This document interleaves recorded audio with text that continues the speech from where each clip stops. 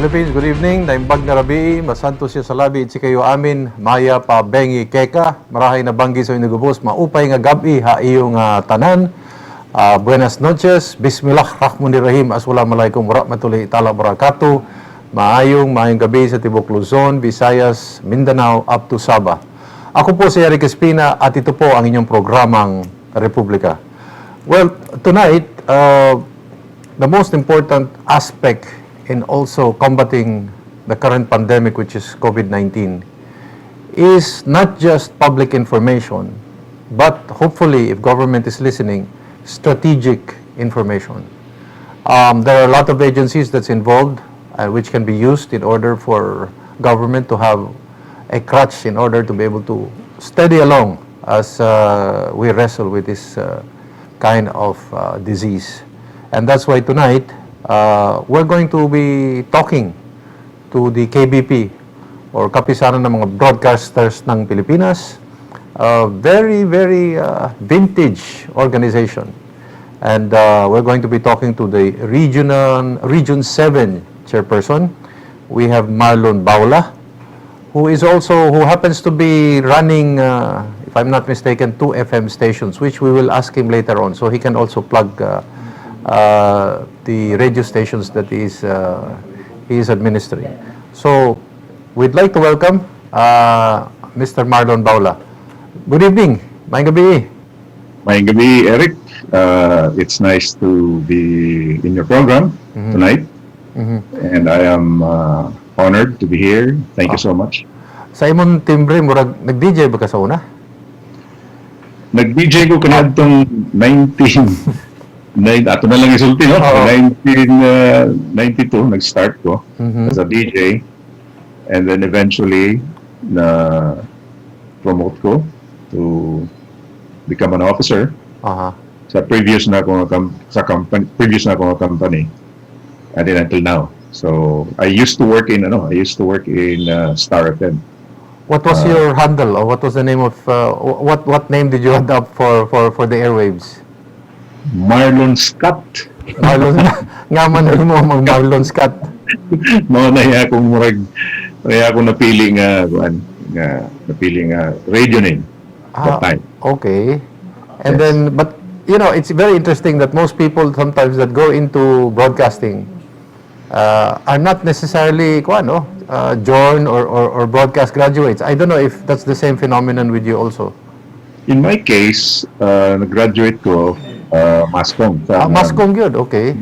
Divine Word University sa Tacloban. So, okay. Related gyapon sa akong trabaho karon. Oh, that's very good. That's very good. And then, so, ang kuha nato, no, atong istoryahan, Marlon, no? For example, kanina sa KBP, you're now the current chairperson of Region 7. Give us just a brief backgrounder. What is the ethos? What was the concept?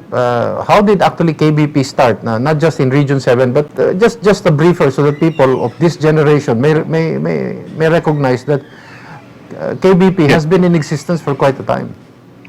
For quite a time, no? Kining KBP namugna ni siya because ang media is the fourth state magon, no, sa society.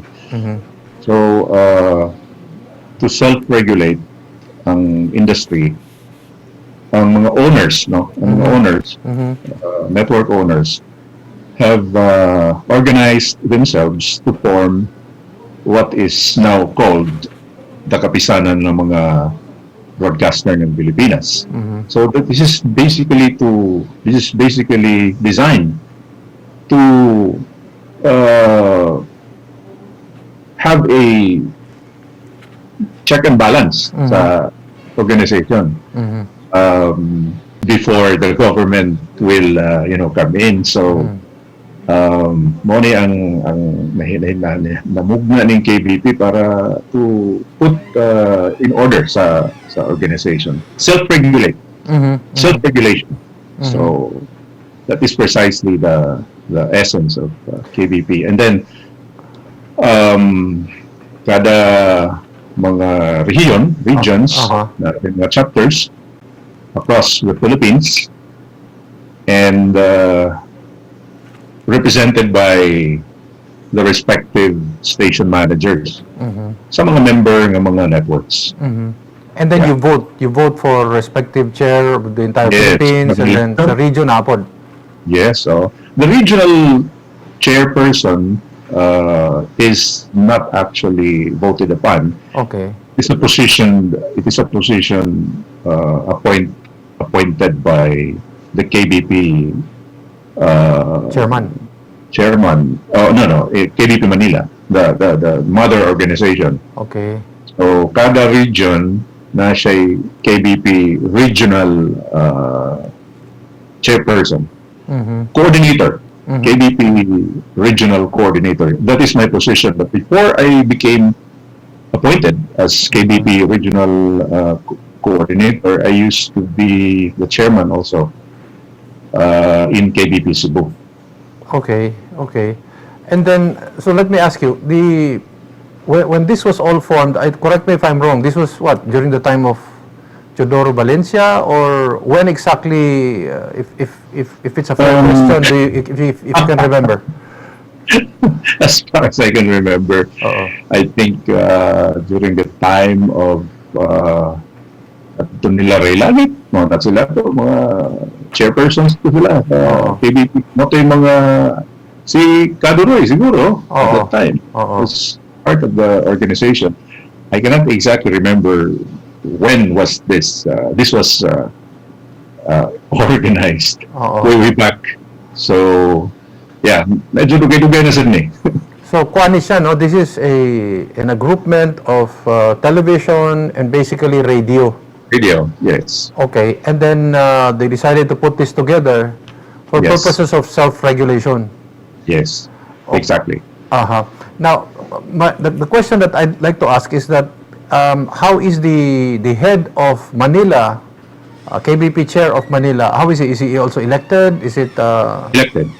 elected by nationwide or only Manila? No. How is it? By the Manila. By the homeowners. I mean, rather the radio owners, the broadcast owners.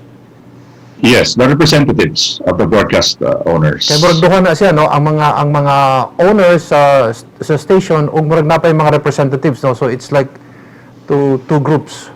Yes, in Manila, naay mga owners who attend sa meeting. They're also being elected too. And there are also representatives, no, the presidents of CEOs, chief operating officers. So, Has the number of members gone down? Has it gone up? What's the present status now?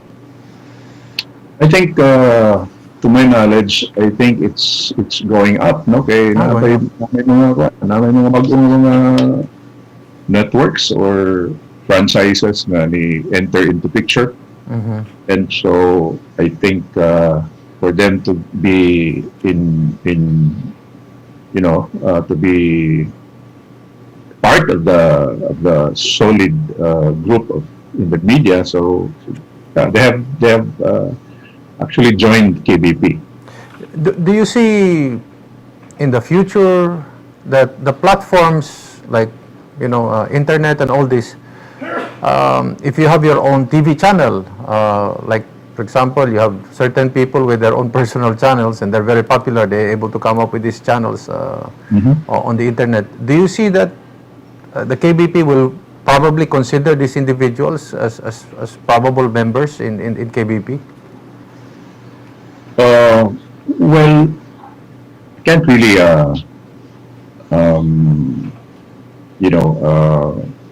have a concrete nga analysis sana, no, because kinini ang they can be considered, I guess, depende sa dynamics sa sa situation. Right now medyo wala pa ko nakakana. Okay, murabag that's the current puzzle now, no? Right. Between legitimate media, legitimate journalists, legitimate columnists, as against bloggers, as against, you know what I mean, Twitter and all that. So, looking forward, we might have to be faced with that dilemma that Right. people are very popular. They have their own broadcast platforms, and then maybe perhaps to enrich the KBP and in order to make it inclusive and in some way, one way or the other, legitimize them so that they'll also carry some kind of a responsibility over their content. Exactly. Their Yes. content, so maybe. Yes, there's a possibility that these Oo. guys Oo. will be included as part of the inclusivity. No? Oo. I'll ask you, Marlon, no? Yes. Some people, some TV stations join the KBP. First thing they'll always ask is, what are the advantages if you're a member of KBP? Well, number one is if you're a member of the KBP, there's from what I've learned, no? If you acquire equipment from abroad, there's I guess there's a Tax exemption or something like that, no? probably tax exemption, no? With regard to the amount that you're going. Yeah. Yeah, so sa mga equipment din mo. That's what I've learned. Second one is, of course, when you are in our organization, somehow you have the what do you call this? If you belong to an organization, Support group. Support group, exactly. A support group, and then you're one way or the other, you are protected. Probably from external forces, if you will. And if you're a member of the KBP, medyo legit ang imong profession. Dili murag dito kas mga kining mga matawag nila nga mga kulurom.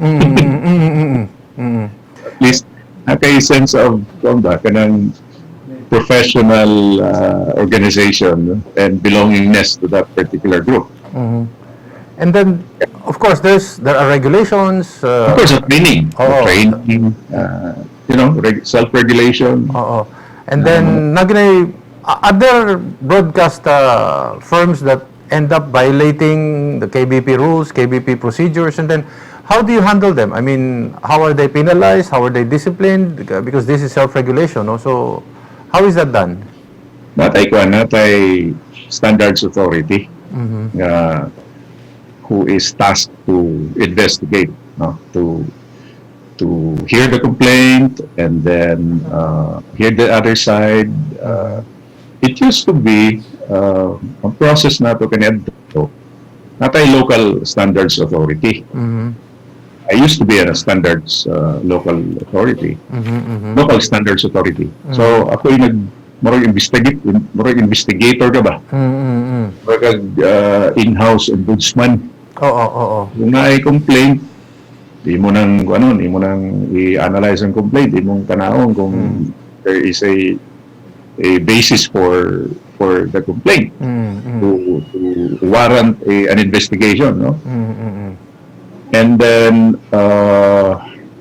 tapos ang standards authority can also motu proprio investigate. So without any complaint, you can investigate a particular station. And then what are the penalties usually so that self-regulation becomes really a credible weapon for the organization in order to get some form of discipline for everybody? Yes. There is one is meaning revocation of your membership, your not actually membership, but your accreditation, would that be it? Accreditation, no? Accreditation. Suspension, if it warrants a suspension. Penalty, financial consideration, mga penalties. And then either the individual kung nakakommit of mistake or the station he is representing with. So there are minor penalties and then there are major penalties. Depende sa infractions. There is an agreement, no, among all KBP members in terms of advertisement load, no, in between programs. If I don't know if I still remember that correctly, and is that Yes. still strictly followed, or it has already changed? Kay Muragi, it's now you're given a bigger leeway in number of minutes that can be used for advertisement. For us in MBC, no, we are strictly following the 17 minutes per hour commercial load, no. So I don't know with other networks. Other networks, But what does KBP say? It's really 17 minutes per hour. Yes, should be 17 minutes per hour. Now others are for economic reasons. So they go beyond, and in fact there is an issue regarding that, which resulted to bolting out from a certain network, bolted out from KBP because of the particular issue. Are we talking only of one broadcast network or two broadcast networks, the ones that are really very huge in the Philippines, when we return with Republika?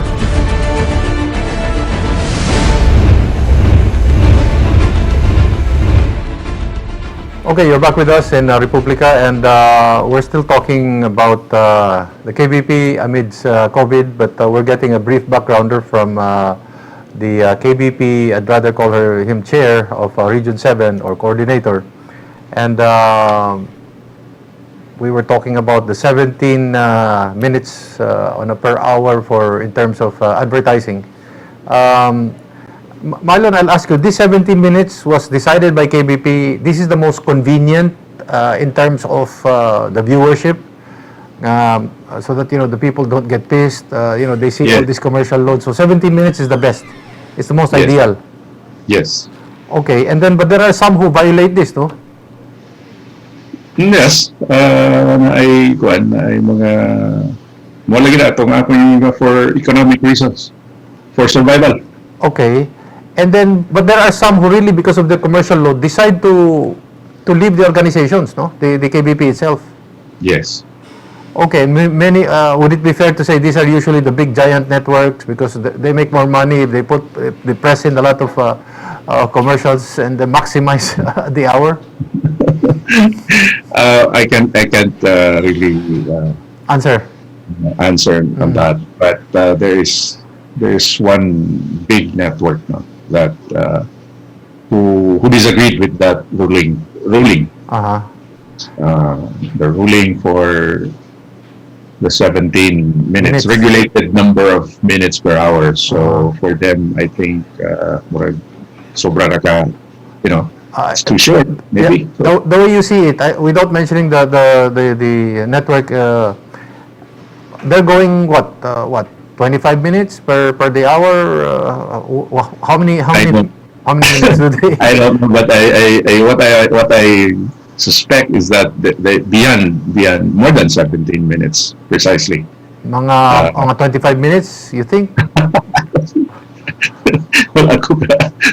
No monitoring. And so they've been out of KBP for quite a time, therefore. Yes. And yeah. Let me ask you: is there some kind of an agreement among all the owners regarding rates, or every radio station, every TV station has its own what do you call this, management can decide how much do they charge per 30-second there or for every minute? That's a good question. Every network has its own standard rates, kumbaga, mga published rates. So there is no such thing as KBP established rates, no? So kanya-kanyang kanya-kanyang presyo, kanya-kanyang diskarte. Okay. So ang i-regulate lang sa KBP is ang kanang length sa commercial break na murag uban, murag halos katunga na sa oras. Okay. Ang quality sa programming na compromise. Suffers, Yes. no? there's also Right. no maximum. There's no maximum standard because especially during election time, the pricing really goes sky high.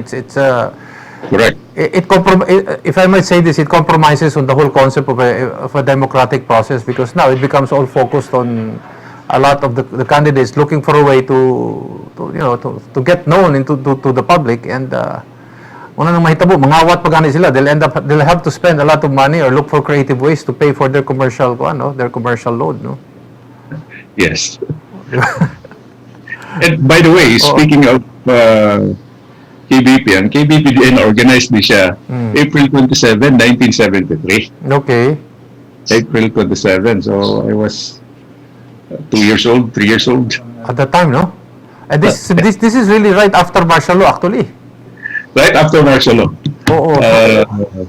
Na organized ng KBP. Siguro based on maybe the lessons that they have learned during martial law.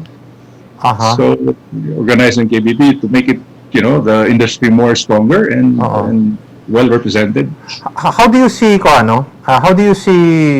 does KBP have any plans of coming up with the MOA, with the MTRCB, in terms of regulating content? I mean, PG, SPG. I remember before, and I think you'll remember that when you're talking about prime time, SPG was not allowed. PG was not even allowed. I mean, if it's prime time, it's really just for general patronage, and then the adult content comes in a little about 3 hours afterwards, or 4 hours afterwards. But nowadays, I noticed it. You can get away with practically anything as long as the warning is there. You can say whatever you want on television, within parameters. But sometimes it can be an SPG program, lunchtime program, no. So the KBP has not come up with some kind of a approach to this, or it's just letting MTRCB do what it thinks is. I think KBP is also taking cognizance of the responsibility of MTRCB. I think MTRCB is also doing its job well. Murag stricto man sa dala itong MTRCB, I guess. So far, murag wala pa ko'y na remember memorandum of agreement to that effect. Yes. And then, am I right to say that before, like if you had lotto or gambling, this was not accepted by the KBP as part of broadcasting standards and conditions? Definitely.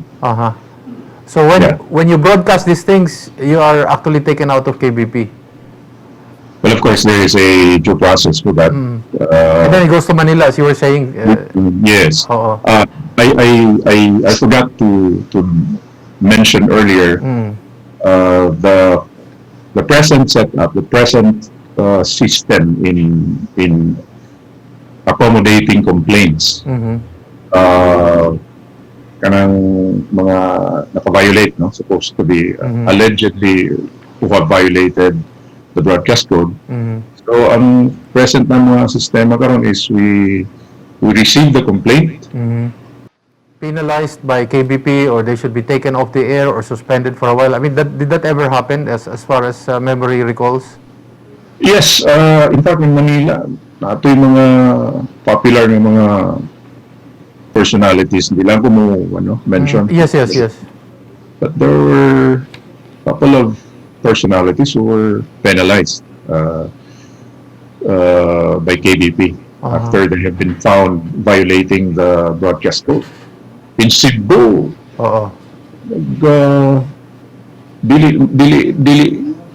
ang penalty was not suspension or revocation of the accreditation, but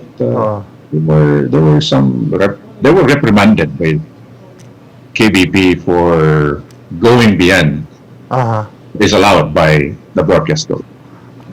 We're amidst COVID now, no? And I don't know whether KBP has met together, gone on Zoom, coming out with certain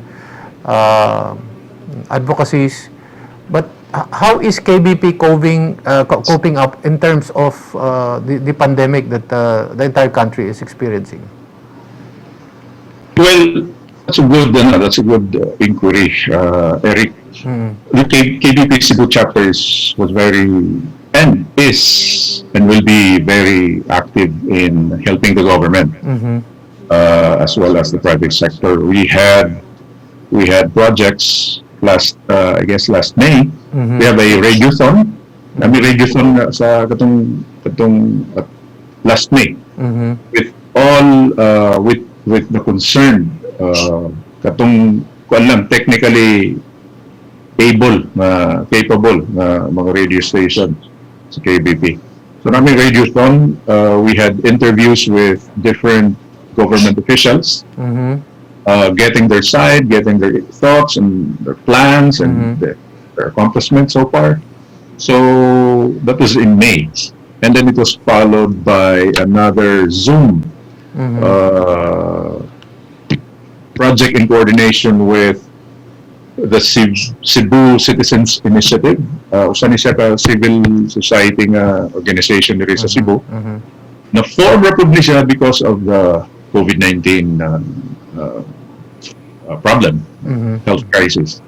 So, kadtong radiothon sa KBP2 mismo, ang kining KBP marathon, radio marathon, meeting with all the personalities sa Cebu Citizens Initiative and kami sa KBP, and then we posted it in our page. It was also done to inform the public of the important information that our citizens need to know about the pandemic. And part of that ongoing joint project with Cebu Citizens Initiative, it used to be Cebu COVID-19 Citizens Initiative, but karon ilan ang Cebu Citizens Initiative. Kay murag generic na kuno, generic. Ilang pandemic. So in fact gi-launch nga gi-compose nga kanta nga ang title is King sa Pamandiay. In fact, si Herbert was also one of those individuals nga ni-attend atong Zoom meeting namo. So natay mo to gi-launch na to, gi-play sa mga KBP member stations. The song was intended to promote solidarity, awareness, and unity among the citizens. Isa pa man ay tabang to kung dili kita lang mismo. Musalig aning mga kuan nato, mga ubang tao na mutabang nato because this is our battle, this is our battle for survival. So kinsa pa man din mutabang nato, kita mismo. That is the significance of the song. Is KBP undertaking some kind of a advertising, some kind of Yes. similar to the 3 o'clock habit ba, where it will be carried by all radio stations or all Yes. TV stations with regards to COVID Yes. prevention? Natay mga radio pluggings, DevComs, Developmental Communication Plugs. This was done in coordination, in collaboration rather, with the IATF. No, through General Feliciano. Okay. They produce ng mga plugs, and then they Individual ni siya or really it's really KBP Cebu? KBP Cebu. KBP Cebu. So kuan uniform din ni siya and then it's given to the different broadcasting stations. Yes. The information was the details. The information which we based in our script was supplied by the IATF. I'll ask you this question. No? How crucial right now is public information, notices, advertisements like this development communications, and for that matter, strategic communication. I mean, amidst COVID, I mean, who is handling the ball? No, I understand it's KBP. I understand that, but on the side of government, who is actually handling the ball in terms of development communication, strategic communication, and all this? Sa side sa government kung kinsay Is anybody really sitting down on this with KBP and the IATF invited us actually, invited KBP, and we are very happy. KBP has given this challenge, this task, because we felt at that time no one was no organization in the government was taking the lead. Or but no one was coming to us and seeking our help, no, in terms of information dissemination. So in fact, i-post pa ganito na ako sa akong page nga murag may ni kuan karon sa radyo, murag kalimot na siguro ni sila sa radyo. Yes. This is to me, although on social media given naman na siya nga it really being consumed by the public, but radio in particular is still here. Yes. We still, we are a big help actually in bringing this information to the masses especially. So we're thankful nga invite me ni General Feliciano. Nakakita sa kay kini si General Feliciano di ay Eric. He was assigned here in CENTCOM before, in charge of the civil-military activities related yapon sa public relation and information dissemination. And so, nakita niya nga ato ning imbitahon nato ni ang media, ang radyo, kay dako ning patabang nato. So we were invited and then we discussed, and then na to ang resulta.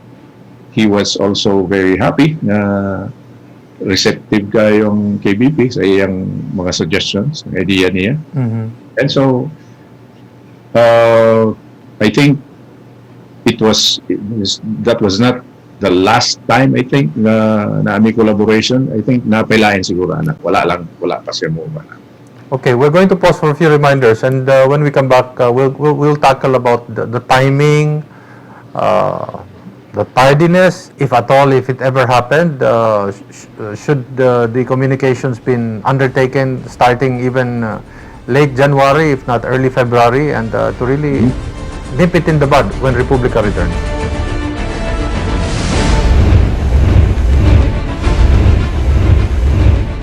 Maradyo na doon sa Ijuhurot, nandito pa rin po tayo sa ating programang Republika. Kausap pa rin po natin ang Region 7 Chair or Coordinator ng Kapisanan ng mga Broadcasters ng Pilipinas, si Marlon Baula. I think you know this, Marlon, no? The timing is very crucial in terms of information dissemination, especially development communication, and the totality of it is a strategic communications approach, no?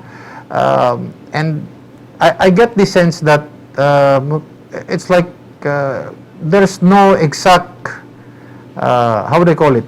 There is no composer, there is no producer to it. It's like everybody is doing his own thing on the national level, and then on the local level, we're also doing that, no? And so it's like we're helping each other. It's a great thing, but nobody seems to be composing the entire lyrics, the song, and putting the poetry together, the rhyme and the reason, as far as communication is concerned. Your thoughts on that?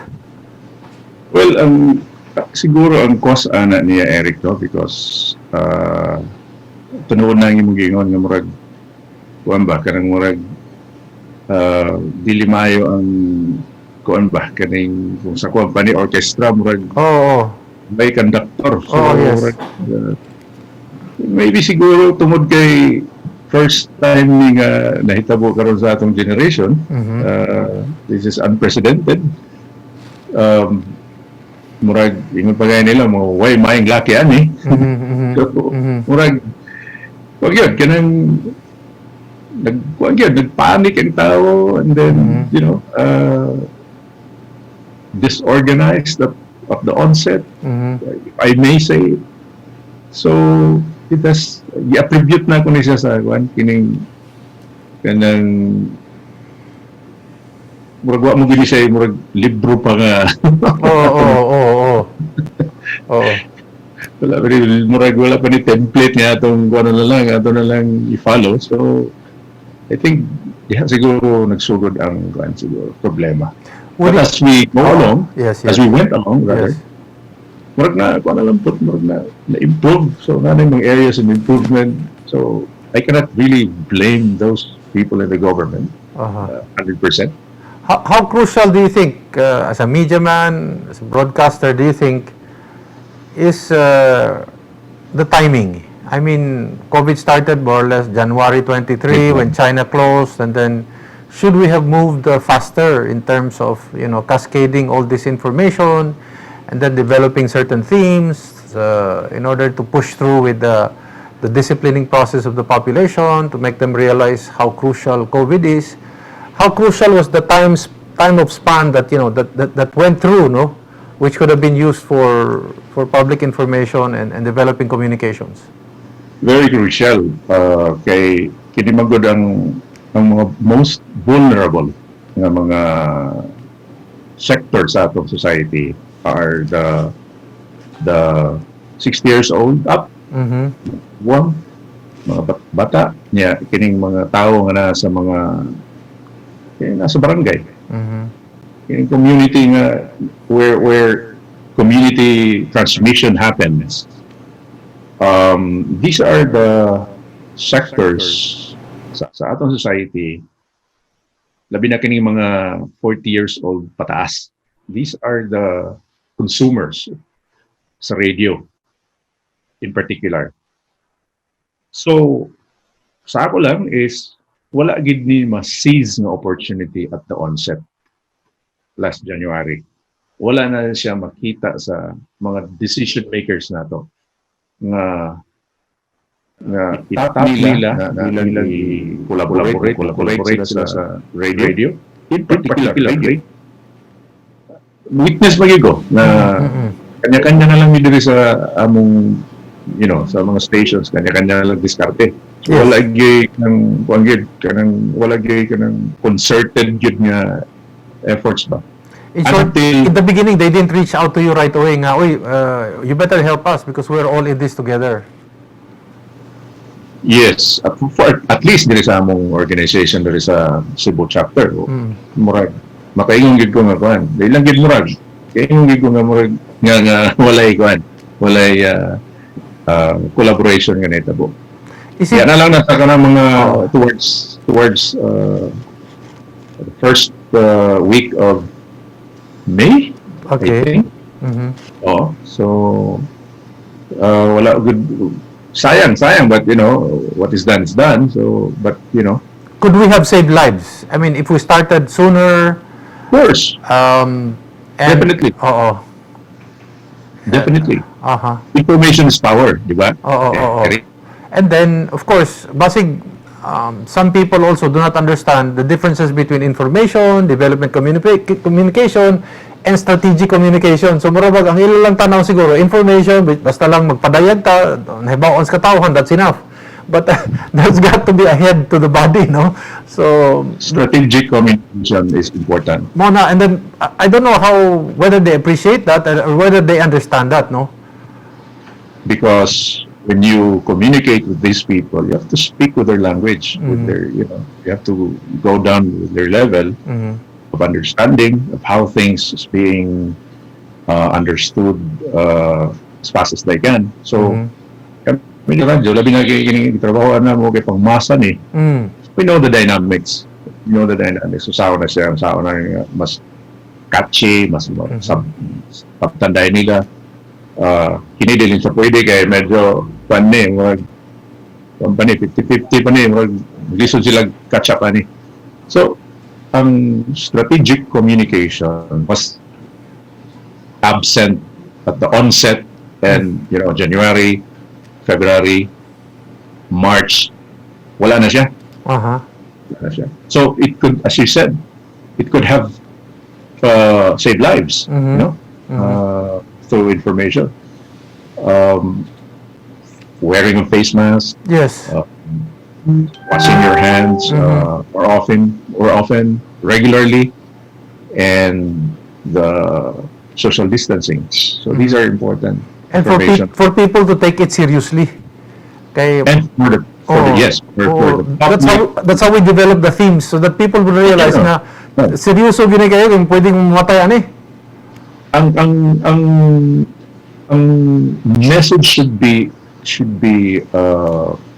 direct to the point. Oh. Should be direct to the point. Dili wala na rin mga kumbaga sa paligoy-ligoy pa, wala na rin sikot-sikot ba. It should be direct to the point, and the public should be made to understand that this virus is really dangerous, and this is lethal, and this should kill.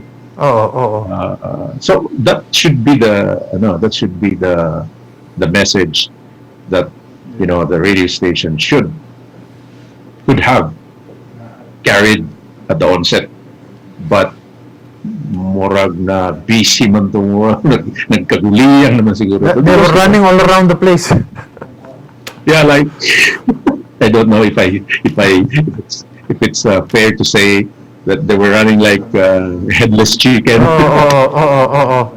And I don't know. I don't know whether we have a 3 o'clock habit in your radio station, but kanang 3 o'clock habit, people already morabag. It's like second nature to them to be able to hear the 3 o'clock habit.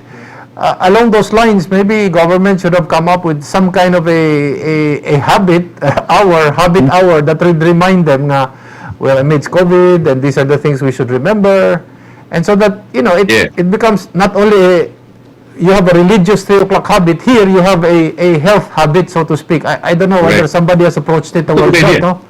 Na ba? That's a good idea. It's a good idea. I can ako'y nakuha diyan.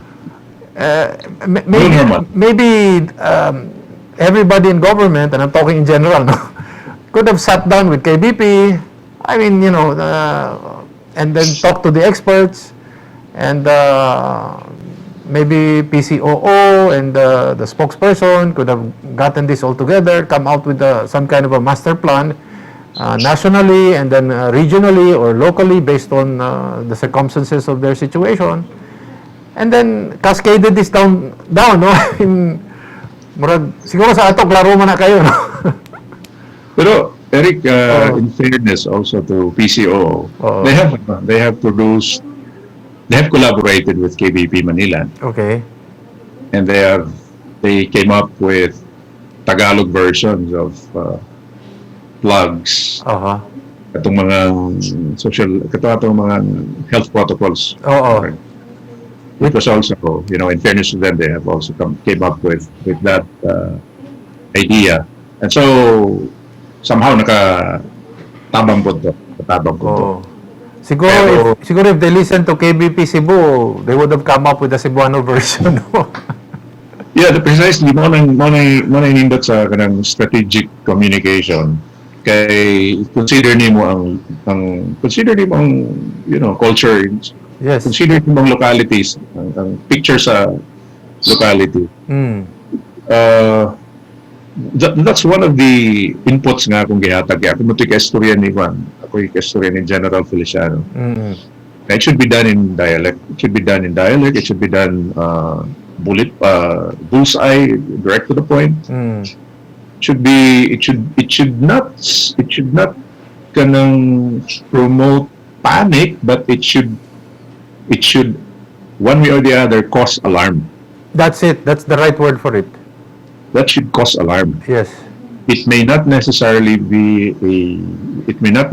cause anxiety and panic among our listeners, pero that somehow can ignite kanang alarm na uy basig nagtuo ka wala ni simple ra ni nga kwan sakit. So that's one of the things that he appreciated. He likes it. I noticed, Marlon, and I'm using this as an example para it will look very general and doesn't look political. When New York was wrestling with their own problems with COVID, their own version of COVID, the governor always had almost, if I'm not mistaken, every night naa siya conference, and then a PowerPoint presentation, and then there is some kind of an objective where they are and where they're going. Can we learn from that? I mean, can local governments all over the Philippines learn from that, and they have their own localized version where the chief executive is there talking about, it's like almost like a mini SONA or a mini city SONA, so that people know where they are and what needs to be done. I mean, shouldn't we be doing that? Yeah, sure. I mean, as I have said earlier, kining pandemic, unprecedented ni. No one can claim that he is an expert. Worldwide, Bisag gatong mga developed countries, struggle sila how to contain this virus. So, having said that, it's a learning process. It's a learning from one nation to the other, one person to the other, one organization to the other. So, posible na siya nga kuan. You get the the mga kining success stories nila, saan nila dito, giyon sa nila. We can, our local government may get good points and replicate it diri sa local nato. But in fairness also sa atong mga local chief executives diri, they are doing their best they can possibly can. Yes. Of course, naagi ka ng mga kay walagi expert pa ni, why experts. So nakita sa national government nga kinahanglan siguro nato to tubangan kay murag di naman nila kaya. So that is why IATF sent General Simato and company to help and I think ni resulta man sad para nato but ang sila Mayor Labella and all other officials nato diri, I guess they should be also recognized in terms of kining ilang nahimo pod ba, they have done their best, but kining maging expert ani expert. So na mga shortcomings, but try to learn from the lessons that it had given us. Yeah. Would it have helped, at a time when Cebu City was really the hardest hit all over the Philippines, and we were like headlines, and we were under the radar of the president, no less than President Rodrigo Duterte. Would it have helped if we adopted some kind of a daily press conference, in order that there is always a constant update, the consciousness is, public consciousness is always revitalized? Would that have helped? I mean, at that time, and then continuing, while the figures and numbers are going down? Is para na ako makatabang to siya, dako siyang tabang. Any information, especially really vital to the issue at hand. Dako kayo nga tabang sa mga tao. Especially kini nga pandemic, because people need information. Yes. Very vital. Why are we doing this? So why are we bringing kini mga staff diri sa Manila? Yan na ay murag militarized lang atong approach ani. So the reasons why vital to kayo. And of course, ang mga protocols. Yes. Reiteration, mga protocols, updates, pila ng positive cases, pila yung mga recoveries, pila yung contact tracing, anything could have helped a lot. We could have replicated what DOH was doing in Manila in terms of constant dissemination of information right here in Cebu per se, because we were in the eye of the storm, and with more reason, I think public awareness really had to be heightened in order that we could get more public cooperation, no? Especially, and then my untag, we had some kind of daily update from our leaders. Of course, kudos to Governor Gwen Garcia, because she really came up with almost, I think, was it a daily conference, no? Yes. So that was really very helpful. Unta. Yeah. Pero tungod siguro sa kuan ba kanang na-overwhelmed na po ang atong mga local officials. Ikapoy na sila kuan na lalimang baka from January until now nagyapon ning problema. So why may laki? What else would you like to, do you think, Marlon, that could be added, no? In terms of public information amidst COVID, and then where should we be going in terms of, keeping the fires burning and people aware that we're not yet out of the woods. We're still in the middle of this great problem. Yes. Continuing the emphasis on health protocols, I think that's one of the most important approaches, no, sa pag-contain and control the spread of the virus. Encourage na mo gyapon ang mga radio stations to be always updated, and encourage our listening public to practice the established minimum health standards. Katong face shield, face mask, social distancing, washing of hands regularly, and to be serious about it. Kay makita man sa nato ng uban ng mga lugar diyan way mga face mask. So dagan pa. Yes. Kung gyapon anang kampante gyapon ba kanang way pagpakabana ba. So I'll ask this of you, Marlon, as a final question. What do you see as the future of KBP also? Well, KBP will, for as long as the network's owners and officers of the networks are, still excited about, doing things in the KBP and making sure that the organization will not get stagnant and organization will not become irrelevant. Yes.